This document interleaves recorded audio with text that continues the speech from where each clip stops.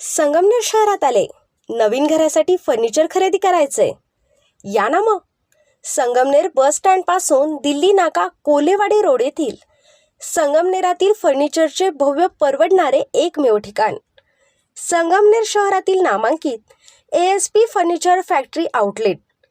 या दालनात आपल्याला मिळतील थेट फॅक्टरी रेट पासून सोफा सेट, कपाट, पलंग, दिवाण, लग्नासाठी बेस्ट क्वालिटी आणि परवडणाऱ्या दरात. इथे सर्व फर्निचर थेट फॅक्टरीमध्येच तयार केली जातात, म्हणूनच तुम्हाला मिळतंय परवडणाऱ्या किमतीत. अनुभवी कारागिरांच्या हाताने बनवलेले मजबूत आणि टिकाऊ फर्निचर तुमच्या आवडीनुसार, तुमच्या मापानुसार डिझाईन करून खास तुमच्यासाठी तयार करून दिलं जातं. उत्तम क्वालिटी मटेरियल वापरून तयार केलेले प्रत्येक प्रोडक्ट विश्वासार्ह आणि आकर्षक.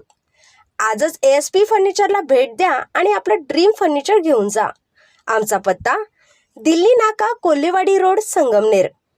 प्रजासत्ताक न्यूज 24 कोड यूज करा आणि मिळवा 12% आकर्षक सूट. भंडारी, मी ASP फर्निचरमध्ये आज सोफा खरेदी केला आहे. याही होतो याही आधी 2-3 वर्ष अगोदर तिथे वस्तूंची खरेदी केली आहे. इथे प्रीमियम क्वालिटीचा माल बनवून भेटतो. याआधी मी बेड बनवून घेतलेला आहे, वॉर्डरोब बनवून घेतलेला आहे. तरी मला यांच्या क्वालिटीची उत्तम दर्जाची क्वालिटी भेटलेली आहे. खरेदी केली, तुम्ही एकदा अवश्य खरेदी करा.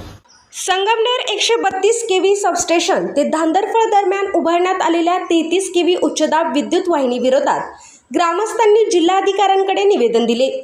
ही वाहिनी धोकादायक व बेकायदेशीर पद्धतीने उभारल्याचा आरोप करण्यात आला आहे. गुंजाळवाडी, राजापूर, मंगळापूर, चिखली व धांदरफळ येथील ग्रामस्थ बाधित असून मागील 1.5 वर्षापासून आंदोलन सुरू आहे. प्रशासनाने तात्काळ कारवाई करावी, अन्यथा तीव्र आंदोलन छेडण्याचा इशारा देण्यात आलाय. यावेळी राम अरगडे, सतीश खताळ, अरुण चव्हाण, योगेश सातपुते आदी उपस्थित होते. संगमनेरला 132 kV पासून धांदरफळपर्यंत जी 33 kV लाईन गेली आणि त्या 33 kV लाईनमध्ये जे शेतकरी, कष्टकरी, मजूर जे बाधित आहेत, ज्यांना त्या गोष्टीचा त्रास झाला, ती 33 kV लाईन बेकायदेशीर आणि धोकादायक पद्धतीने नेलेली आहे. त्यासाठी 1 वर्षापासून बाधित शेतकरी जे 4-5 गावाचे लोक आहेत ते संघर्ष करत आहेत, लढा देत आहेत. परंतु संगमनेरचं महावितरण कंपनी त्यांना जुमानत नाही, त्यांची एकही व्यथा ऐकून घेत नाही. त्यावर त्या 33 kV लाईनचं सर्वेक्षण करत नाही. निलवण्याच्या पाईपलाईन 33 kV लाईन उभी केलेली आहे. 1 वर्षापासून संघर्ष चालू असताना याचा कोणी विचार करत नाही. जेव्हा जीवित हानी होईल तेव्हा त्याचा विचार करणार का, ही व्यथा घेऊन आम्ही आज जिल्हाधिकारी कार्यालयामध्ये आलो. जिल्हाधिकारी कार्यालयामध्ये जिल्हाधिकारी साहेबांना आम्ही निवेदन दिलं, आमच्या सर्व व्यथा मांडल्या, त्यांना सांगितले आम्ही सगळा संघर्ष करून थकलोय. यासाठी तुम्हीच आता आमचे देव आहात, तुम्हीच यातून आम्हाला मार्ग काढून द्या, अन्यथा आम्ही इथे येऊन आत्मदहन करू, असा इशारा आम्ही जिल्हाधिकारी साहेबांना दिलेला आहे. जिल्हाधिकारी साहेबांनी आम्हाला सांगितले तर तुम्ही काही करू नका, आम्ही त्याच्यावर उपाययोजना करू. धन्यवाद. आपल्या परिसरातील ताज्या घडामोडी पाहण्यासाठी आजच प्रजासत्ताक न्यूज 24ला सबस्क्राईब करा आणि रहा अपडेट. तसेच लाईक अँड शेअर करायला विसरू नका. प्रजासत्ताक न्यूज सदैव आपल्यासोबत.